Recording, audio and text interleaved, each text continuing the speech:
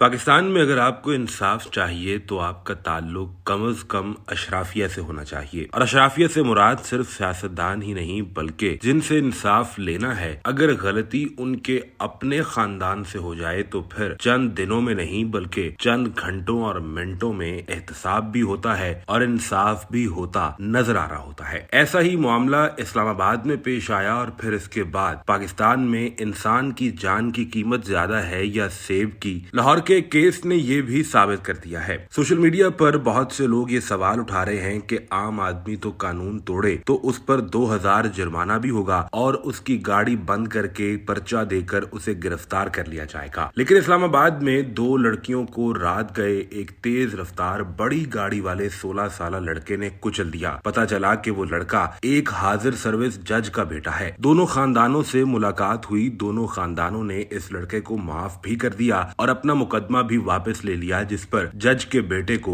जमानत मिल गई है। सोशल मीडिया सार्फिन ये सवाल उठा रहे हैं कि दरअसल ये वो 2 कौमी नजरिया था, हम तो गलत पढ़ते और गलत ही समझते रहे। मारूफ सहाफी हारून रशीद ने भी इस पर बात करते हुए कहा कि जज साहब के फर्जंद ने 2 लड़कियों को कुचल डाला और ये अमल काबिले मुआफी निकल आया। एक छोटे जज साहब के 2 सेब लाहौर से चुरा लिए गए और मुलजिम पकड़े गए तो कोशिश होगी कि करार वाक़े सजा भी फौरन पालें। क्या किसी तबसरे की जरूरत है कि पाकिस्तान में शरीफ खानदान के इक़्तिदार में अल्लाह की बस्ती पर क्या बीत रही है और आने वाले दिनों में क्या मजीद बीतेगी। सोशल मीडिया पर लाहौर के एक जज के 2 सेब वाले मामले पर भी सवाल उठाया जा रहा है, जहां जज के दफ्तर से 2 सेब चोरी होने का मुकदमा दर्ज किया गया। फौरी तौर पर तफ्तीश के लिए टीम बनाई गई और अब तफ्तीश मुकम्मल होते ही इस मुकदमे को खारिज कर दिया गया है। SSP इन्वेस्टिगेशन ने कहा कि मुकदमा हाजा का नुकसान मामूली नौयत का था और ये कोई जुर्म नहीं जो कि काबिल सजा हो। इस मुकदमे को ताजरात पाकिस्तान की दफा 95 के तहत खारिज कर दिया गया है। दफ्तर से 2 सेब और एक हैंड वॉश चोरी कर लिया गया था, जिस पर जज साहब बहुत बरहम हो गए थे। लेकिन कराची की बड़ी तेज रफ्तार गाड़ी चलाने वाली खातून से लेकर इस्लामाबाद के जज के बेटे की गाड़ी और इस तरह के कई वाकयात लाहौर और पाकिस्तान के दीगर इलाकों में पेश आते रहे, जहां जीते जागते इंसान को ये गाड़ियां कुचल कर निकल जाती हैं और आखिरकार वो खानदान इन्हीं से सुलह करने पर मजबूर हो जाते हैं। वजह बहुत वाज़ेह है कि निज़ामे इंसाफ के अंदर बैठे लोगों से ही जब ऐसे मामलात पेश आए तो फिर इंसाफ कहां से मिलेगा। पाकिस्तान के अंदर अब ये एक रविश बनती चली जा रही है कि मजलूम को आखिरकार डर कर या तो माफ करना पड़ता है या सुलह करना पड़ती है।